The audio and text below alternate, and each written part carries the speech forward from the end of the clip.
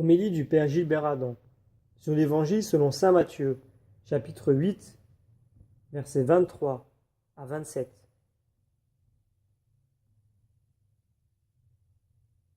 Comme Jésus montait dans la barque, ses disciples le suivirent. Et voici que la mer devint tellement agitée que la barque était recouverte par les vagues, mais lui dormait. Les disciples s'approchèrent et le réveillèrent en disant : « Seigneur, sauve-nous, nous sommes perdus. »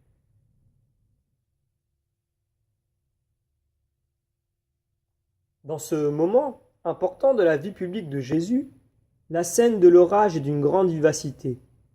Nous comprenons l'attitude des disciples de Jésus qui s'affolent. Nous pouvons imaginer l'agitation qui règne sur la barque quand la mer s'agite violemment, au point que la barque était recouverte par les vagues. Cette agitation n'est pas suffisante pour réveiller Jésus qui dormait. Ce furent les disciples qui, dans leur désespoir, durent le réveiller. « Seigneur, sauve-nous, nous sommes perdus. » Quand dans nos vies, le vent se met à souffler violemment et que la mer est déchaînée, Jésus est là. Il est là imperturbablement et il veut que nous agissions. Dieu est présent au cœur de notre vie pour que nous lui demandions d'agir. Nous savons qu'il agira par nous. Il nous faut revêtir sa façon d'être, sa manière d'agir. C'est le Saint-Esprit qui va nous donner d'agir comme le Christ. Quelles que soient les tempêtes par lesquelles nous pouvons passer, Jésus agira à condition que véritablement nous croyons en lui. Le mystère de Jésus se continue dans son Église. Jésus montant dans la barque et les disciples qui le suivent, c'est l'image de l'Église. Le bon pasteur est là, au milieu de ses disciples. Nous savons que la mer est le symbole de ce monde agité, de l'Église qui poursuit son œuvre au milieu du monde. Nous continuons la lecture de l'Évangile.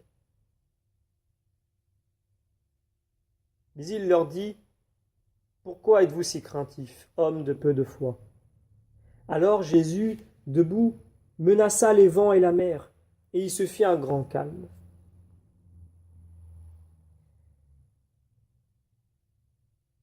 Cette ambiance dramatique nous révèle la personnalité de Jésus. La tempête gronde toujours et les disciples sont encore remplis de crainte. Jésus, simplement et tranquillement, se lève. Il interpelle vivement les vents et la mer et il se fit un grand calme. Sur l'ordre de Jésus, la paix revint.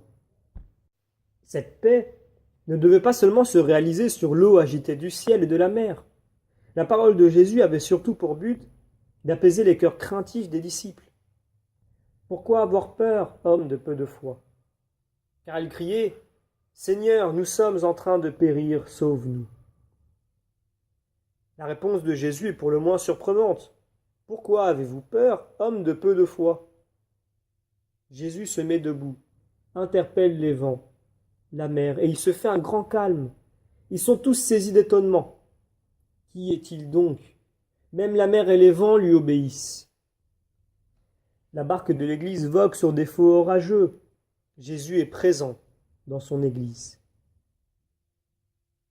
Nous continuons la lecture de l'Évangile. Les gens furent saisis d'étonnement et disaient : « Qui est donc celui-ci pour qui même le vent et la mer lui obéissent ? »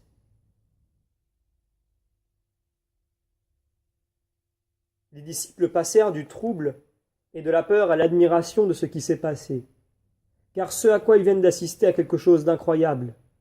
La surprise, l'étonnement, l'émerveillement face à un changement aussi radical de situation suscita en eux une question centrale.